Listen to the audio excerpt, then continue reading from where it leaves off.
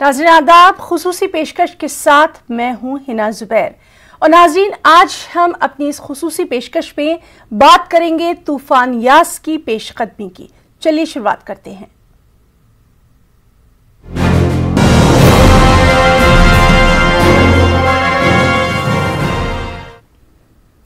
जी हाँ, मगरबी बंगाल और ओडिशा के साहली इलाकों में गिरदाबी तूफान यास का खतरा मंडरा रहा है। मगरबी बंगाल और ओडिशा के कुछ इलाकों में तेज हवाओं के साथ बारिश हो रही है। महकमा मौसमियात के मुताबिक आने वाले वक्त में तूफान मजीद शिद्दत इख्तियार कर सकता है। महकमा मौसमियात के मुताबिक समुद्र में 2 से 4 मीटर ऊंची लहरें उठ सकती हैं। महकमा मौसमियात के मुताबिक 155 से 165 किलोमीटर फी घंटे की रफ्तार से हवाएं चल सकती हैं, जो कि बढ़कर 185 किलोमीटर फी घंटे तक पहुंच सकती हैं। साहिली इलाकों में आबाद लोगों को महफूज मुकामात पर मुंतकिल किया जा रहा है। महकमा मौसमियात के मुताबिक पारादीप और सागर जजीरे के बीच यास तूफान कल टकराएगा। उधर एनडीआरएफ की 109 टीमें मगरबी बंगाल, उड़ीसा, झारखंड, तमिलनाडु, आंध्र प्रदेश में तैनात कर दी गई हैं। साथ ही साथ लोगों को महफूज मुकामात पर पहुंचाने का सिलसिला भी लगातार जारी है।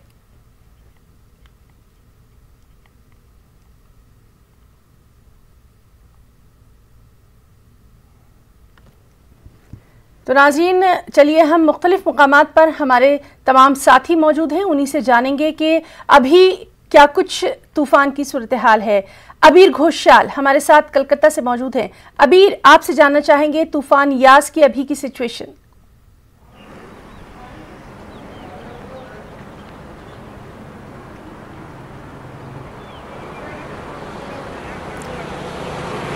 अबीर, अभी आपसे हम जानना चाहेंगे बंगाल में क्या कुछ यास तूफान की सिचुएशन, हालत।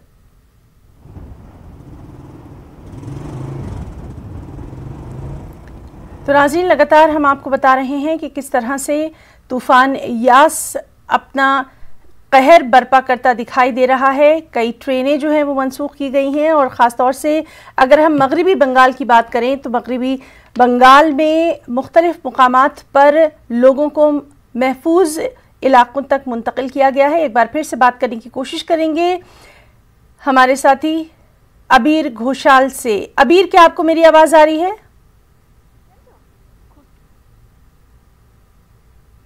और चलिए, रांची से हमारे साथ मौजूद हैं हमारे साथी संजय सिन्हा।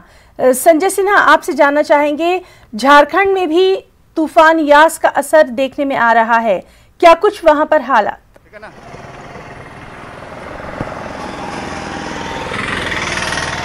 अच्छा, हम बोलने लगेंगे तो झंडा उंडा दिखाना। तो नाज़रीन, हम बात करने की कोशिश कर रहे हैं, हमारे तमाम तर साथी जो हैं वो हमारे साथ मौजूद हैं। इस बीच आपको बता दें कि कोलकाता, शुमाल मगरबी और 24 परगना, मगरबी मिदनापुर, हावड़ा, हुगली, बांकुरा, बीरभूम, नदिया, शुमाल मगरबी, बर्धमान, मुर्शिदाबाद, झारग्राम, ये वो तमाम इलाके हैं जहां पर तूफ़ान का असर जो है वो देखा जा सकता है। एक बार फिर से हम रुख करना चाहेंगे रांची में मौजूद हमारे साथी संजय सिन्हा का। संजय, आपसे जानना चाहेंगे तूफान यास को देखकर झारखंड में, खासतौर पर रांची में, क्या कुछ वहां पर अलर्ट?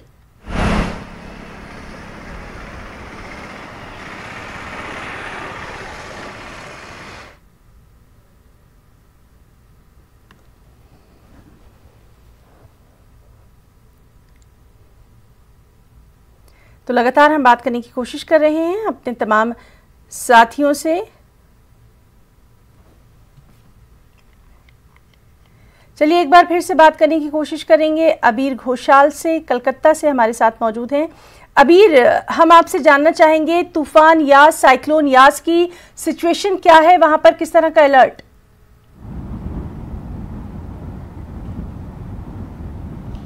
देखिए, मैं इस मिदनापुर पे दीघा पे हूँ, जहाँ पर ये जो साइक्लोन यश उसके लैंडफॉल होने का चांस है, ये IMD और जो बंगाल की जो मेट्रोलॉजिकल डिपार्टमेंट है वहाँ से कह रहा है। तो हम आपको दिखाएंगे जो दीघा की जो कोस्टल लाइन है, कोस्टल लाइन का जो विजुअल आप देख रहे हैं, ये समुद्र का जो लहर वो सुबह से ज्यादा वो बह रहा है यहाँ पर दीघा के। काल रात से पूरी तरह से जो बारिश हो रही है, और उसके साथ साथ अभी भी जो हवा भी ज्यादा तेज से चल रहा है। लेकिन ये जो राज्य सरकार या केंद्रीय सरकार की जो तालमेल में ये जस की जो मुकाबला में काम चल रही है बंगाल में, और विशाखापत्तनम से नौसेना की एक स्पेशल टीम भी आई है दीघा में, जहां पर रेस्क्यू ऑपरेशन करने के लिए 3 टीम और 2 स्पेशलाइज्ड डाइविंग टीम अभी भी मौजूद है दीघा में। इसके साथ साथ NDRF की तरफ से 10 बटालियन अभी भी मौजूद हो गई है, और वो सुबह से समुद्र के किनारे में जितने सारे गांव हैं वहां पर जाके कैंपेनिंग कर रहे हैं, क्योंकि जो इवैक्यूएशन प्रोसेस जो राज्य सरकार की तरफ से जो कल चीफ मिनिस्टर ने सूचित किया था उसका जो काम चल रहा है। लेकिन अभी जो हाल है यहाँ पर अब भी देख सकते हैं, ये जो कोस्टल एरिया है, ये किसी डिस्ट्रिक्ट में पूरी तरह से 71 किलोमीटर जो है कोस्टल एरिया, वहाँ पर बहुत सारे 1000 के ऊपर जो गांव है, इसी में जो आदमी है उसी को लेके जाना सबसे बड़ी चैलेंज है, और इसी के लिए फ्लड सेंटर, साइक्लोन सेंटर सब कुछ तैयार भी किया है राज्य सरकार की तरफ से। लेकिन जिस तरह से हवा चल रहा है, जिस तरह से बारिश हो रही है और समुद्र की लहर जिस तरह से दिख रहा है, इसी में ज्यादा लैंडफॉल होने के बाद यहाँ पर क्या चेहरा ये होगा। अभी इससे पहले भी हमने देखा है कि बंगाल को बहुत साइक्लोन्स का इस तरह के सामना करना पड़ा है। हम तूफान अम्फान भी हमें याद है कि किस तरह से तबाही लेकर आया था। अभी हम आपसे सबसे इंपॉर्टेंट जो चीज जानना चाहते हैं, बिजली और पानी को लेकर वहां पर क्या कुछ एडमिनिस्ट्रेशन की तरफ से खास इंतजामात?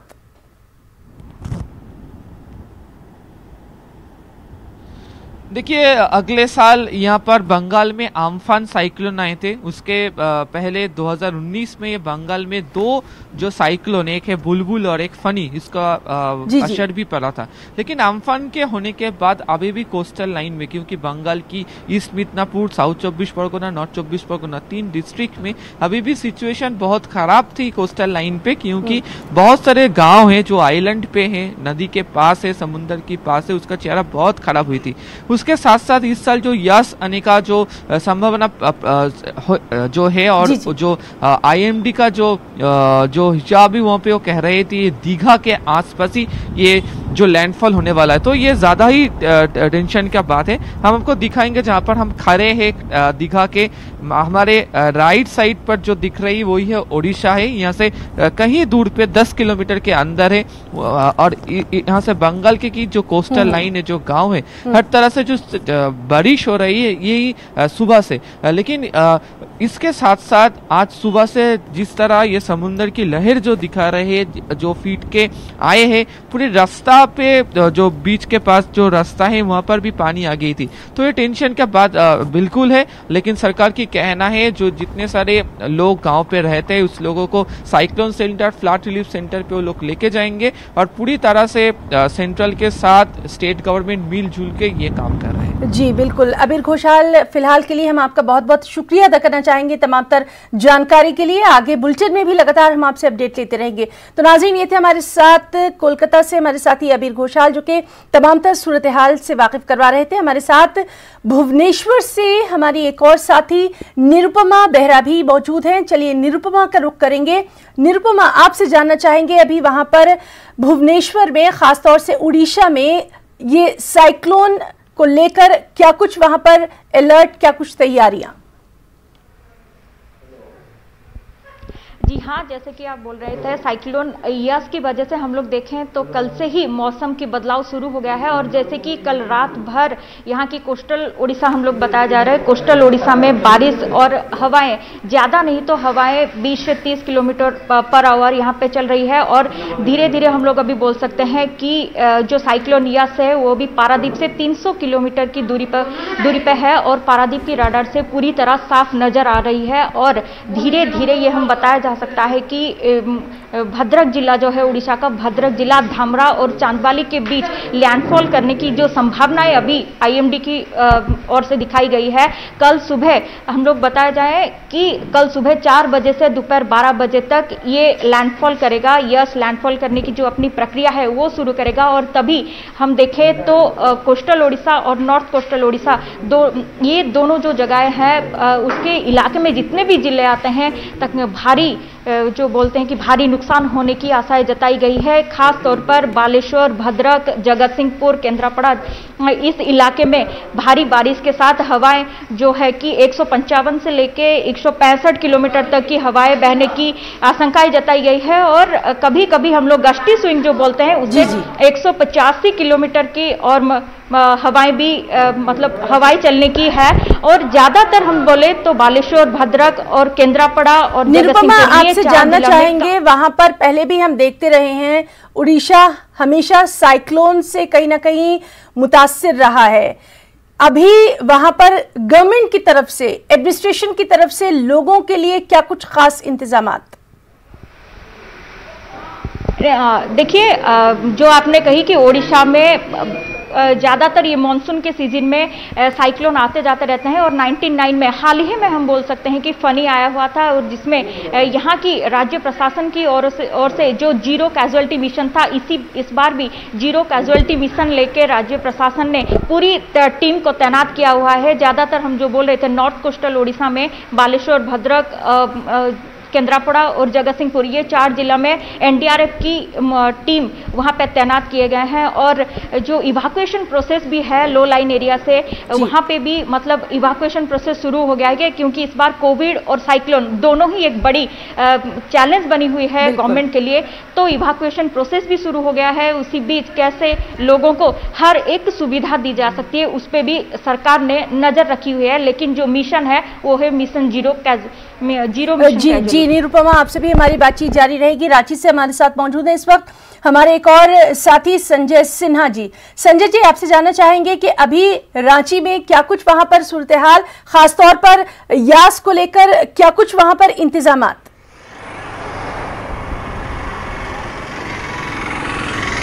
बिल्कुल ही ना, यहाँ पर यास तूफान का असर रांची समेत राज्य भर में देखने को मिल रहा है। बीती शाम से ही जो है यहाँ मौसम बदल गया है, ठंडी हवाएं चल रही हैं, तापमान भी 5 से 6 डिग्री तक नीचे गिर गया है। और आप जानती हैं कि झारखंड की सीमा जो है उड़ीसा से भी लगती है और बे ऑफ बंगाल जो बंगाल से भी लगती है। और बंगाल में जब भी निम्न दबाव का क्षेत्र बनता है, कोई साइक्लोन आता है, तो सीधा असर झारखंड में पड़ता है। खासकर झारखंड के वैसे जिले जो बंगाल से सटे हैं वहाँ ज़्यादा प्रभाव पड़ता है। और यहाँ पर एनडीआरएफ की टीम को तरफ से निर्देश जारी किए गए हैं। साथ में यहाँ जो रेलवे है, वहाँ जितने भी ट्रेन यहाँ से जो उड़ीसा की तरफ जाने वाली ट्रेन है या बंगाल की तरफ जाने वाली ट्रेन है, तमाम ट्रेनों को पहले ही रद्द कर दिया गया है। रांची जो एयरपोर्ट है उसको भी अलर्ट कर दिया गया है। तमाम विंग को वहाँ अलर्ट रहने के निर्देश दिए गए हैं। और अब कह सकते हैं कि पूरी तरीके से जब भी यहाँ बे ऑफ बंगाल से जब यास टकराएगा तो इसका सीधा असर यहाँ मिलेगा। और जब समझ सकते हैं कि जब कोई साइक्लोन आता है तो उसका सीधा असर बिजली व्यवस्था पर पड़ती है। बिजली, यहाँ जो बिजली डिपार्टमेंट है झारखंड का, उनको भी सरकार की तरफ से निर्देश जारी किए गए हैं कि आज शाम से 6 बजे से रात 11 बजे तक जो है सभी बिजली विभाग के जेई अपने ऑफिस में ही रहेंगे, सब डिवीजन में रहेंगे। और जो कोई भी लोकल फॉल्ट होगा, जो भी समस्या होगी, बिना किसी पब्लिक को परेशानी हुए तुरंत उसे ठीक करेंगे और पूरा सिस्टम को मुस्तैद रहने का निर्देश दिया गया है। हिना जी, संजय सिन्हा, आपने ये बहुत अच्छी एक बात बताई है कि बिजली को लेकर खास तौर पर वहां पर एहतियात की गई है। हमारे साथ इसहाक भी मौजूद हैं, विजयवाड़ा से हमारे साथी। इसहाक, आपसे जानना चाहेंगे तूफान यास को लेकर वहां पर अभी मौसम का हाल और साथ ही साथ किस तरह से लोगों के लिए इंतजामात किए गए हैं जिनको महफूज मुकामात पर पहुंचाया गया है। इसहाक। हाँ, देखा जाए आंध्र प्रदेश हुकूमत तरफ से लिए गए जो इंतजामात है वो पहले से जहाँ विशाखापट्टनम, विजयनगरम, श्रीकाकुलम जहाँ डिस्ट्रिक्ट कलेक्टर्स है उनको पूरी तरह से एहतियात रहने की कहा गया है। वही दूसरी तरफ नेल्लूर और प्रकाशम जो है उस वहाँ पे जो डिस्ट्रिक्ट कलेक्टर्स है उन्हें भी कराया। ये 5 जगह पर एनडीआरएफ टीम को जो है ना रेडी में रहने के लिए कहा गया है। मौसम आज सुबह से बदलाव है, कुछ जगहों पर बारिश और बादल है। आज शाम से जो है ना जो यास तूफान का जो कहर हो दिखाने की कह रहे हैं। वही दूसरी तरफ जो है ना, पहले से ही कल मरकज़ी वज़ीर दाखिला जो अमित शाह के रिव्यू के बाद ही AP CM ने एक रिव्यू किया। तो नाज़रीन, हम बात करने की कोशिश कर रहे हैं और जिस तरह से हम देख रहे हैं कि तूफ़ान यास अब अपनी पेशकदमी करता दिखाई दे रहा है। कई ट्रेनों को जो है वो कैंसिल किया गया है। ख़ास तौर पर हम बिजली और पानी को लेकर यहाँ पर बात कर रहे हैं। इसाक, क्या इस वक्त आप मुझे सुन पा रहे हैं? आपसे जानना चाहेंगे गवर्नमेंट की तरफ से क्या कुछ और ख़ास इंतजामात, क्योंकि हमने देखा था कि अमित शाह ने खुद तमाम तर हालात का वहाँ आंध्र प्रदेश में जायजा लिया था और उन्होंने खुद CM से बात की थी। हाँ, यहाँ देखा जाए तो पूरी तरह से, जहाँ सुन रहे आप? जी जी जी, बताइए। हाँ, अमित शाह के रिव्यू के बाद जो है ना, AP CM एक रिव्यू की है जिसमें जो पूरी तरह से जो 5 डिस्ट्रिक्ट है, विशाखापट्टनम, विजयनगरम, श्रीकाकुलम और नेल्लूर प्रकाशम, और उसके बाद जो गुंटूर के कुछ इलाकों में और कृष्णा के दीगर इलाकों में पूरी तरह से मेरीन टीम्स को जो है ना अलर्ट किया गया। वही NDRF टीम जो है ना उनको सतर्क रहने के लिए कहा गया है। वही ज्यादातर तक तो कम रहेगा, 50 या 60 किलोमीटर की रफ्तार से जो है ना हवाएं होंगी। उसके बाद जो है ये कह जाएगा कि जहां तो नाज़रीन, हम बात करने की कोशिश कर रहे सकते हैं। जी जी साहब, बोलिए।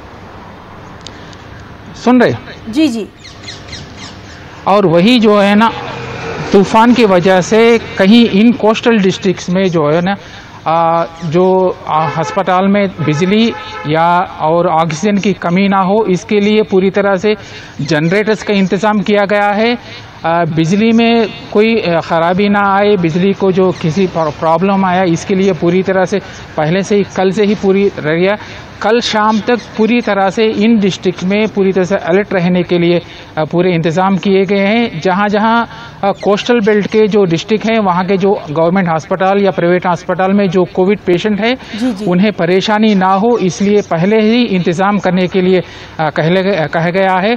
वही दूसरी तरफ जो तूफ़ान के वजह से बारिश या बिजली गिरने पे कोई नुकसान ना हो, और इस तरह के मौके पर जो है ना NDRF टीम और आवाम को सतर्क रहने के लिए कहा गया। आपसे भी हम हालात जानते रहेंगे। हमारे साथ भुवनेश्वर से हमारे साथी निरुपमा भी मौजूद है। निरुपमा, खास तौर पर हम आपसे इस वक्त हॉस्पिटल्स के ताल्लुक से जानना चाहेंगे।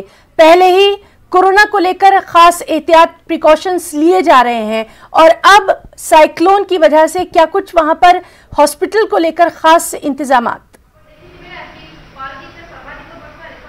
जी हाँ, जरूर। जैसे आपने पहले ही बोल दिया कि कोविड की वजह से जहाँ तक सारा देश में अभी हॉस्पिटल की मारामारी चल रही है, उसी बीच साइक्लोन डेफिनेटली एक चैलेंज है यहाँ की गवर्नमेंट के लिए। तो जैसे बताया जा रहा है कि बिजली की असुविधाएं भी हो सकती है तेज हवाओं की चलते हुए। तो यहाँ पे जितने भी हॉस्पिटल्स हैं, सभी हॉस्पिटल्स में 24 घंटे बिजली कैसे मौजूद रहेगा, उसी के ऊपर भी ध्यान रखा गया है खास तौर पर, और ऑक्सीजन मौजूद किया गया है। जैसे कि ICU और कई जगहों पे जैसे कोई असुविधाएं ना हो, उसी का नज़र रखा गया है। और टेस्टिंग सेंटर और जो वैक्सीनेशन सेंटर है, वहाँ पे भी बिजली कैसे 24 घंटे चालू रहेगा, उसी को भी नज़र रखे हुए हैं। और जो खास करके नॉर्थ कोस्टल जो जिला मैंने पहले भी बताया था कि बालेश्वर, भद्रक, केंद्रापड़ा, उसी जिला में भी हॉस्पिटल में बिजली की या ऑक्सीजन की कोई असुविधाएं ना हो, उसी को भी ध्यान में रखा गया है। और खास करके बालेश्वर और भद्रक में ज़्यादा डॉक्टर्स की भी पोस्टिंग की गई है,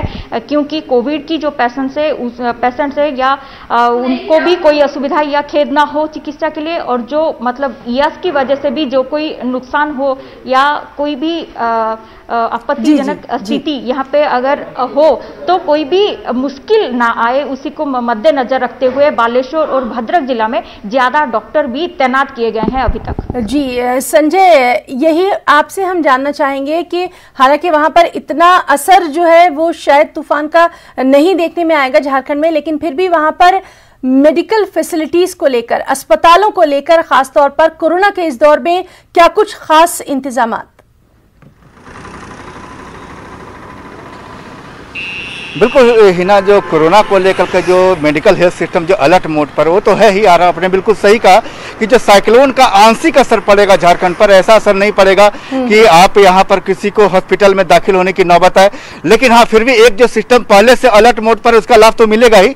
और दूसरी बात जहाँ तक है कि झारखंड के वैसे जिले, संथाल परगना का जो इलाका है, 6 जिले हैं, साहेबगंज, पाकुड़, गोड्डा, दुमका और जो देवघर के जो इलाके हैं, वहाँ कहा जा रहा है कि साइक्लोन का ज्यादा असर दिखेगा, क्योंकि बंगाल से सटे इलाके हैं। जो गुमला का जो इलाका है, जो उड़ीसा से सटा हुआ इलाका है, वहाँ भी हाई अलर्ट जारी किया गया। मौसम विज्ञान जो रांची का केंद्र है, लगातार चेतावनी जारी कर रहा है कि वैसे इलाके जहां असर तूफान का पड़ सकता है, लोग घरों से बाहर नहीं निकले, सुरक्षित इलाकों में जाएं, पेड़ के नीचे न रहें, बिजली के पोल के नीचे नहीं रहें। तमाम तरह के जो एहतियातन कदम होते हैं वो जारी किए गए हैं। और इसके अलावा जो आप कह सकते हैं कि एक जो जहां जहां साइक्लोन का जिस सेक्टर में असर पड़ता है, तमाम सेक्टर्स को, जैसे एनडीआरएफ हो गया, बिजली विभाग हो गया, रांची एयरपोर्ट हो गया, तमाम सेक्टर से पहले से ही एक कह सकते हैं कि एहतियातन कदम उठाए गए हैं और बिल्कुल सिस्टम यहाँ पर तैयार है, सरकार तैयार है, प्रशासन मुस्तैद है। जी संजय, और इसी कड़ी में क्या कुछ फ्लाइट्स को भी कैंसिल किया गया है, क्या कुछ ट्रेनों को भी कैंसिल किया गया है? क्योंकि बहरहाल अलर्ट पे तो है वहां पर भी सरकार।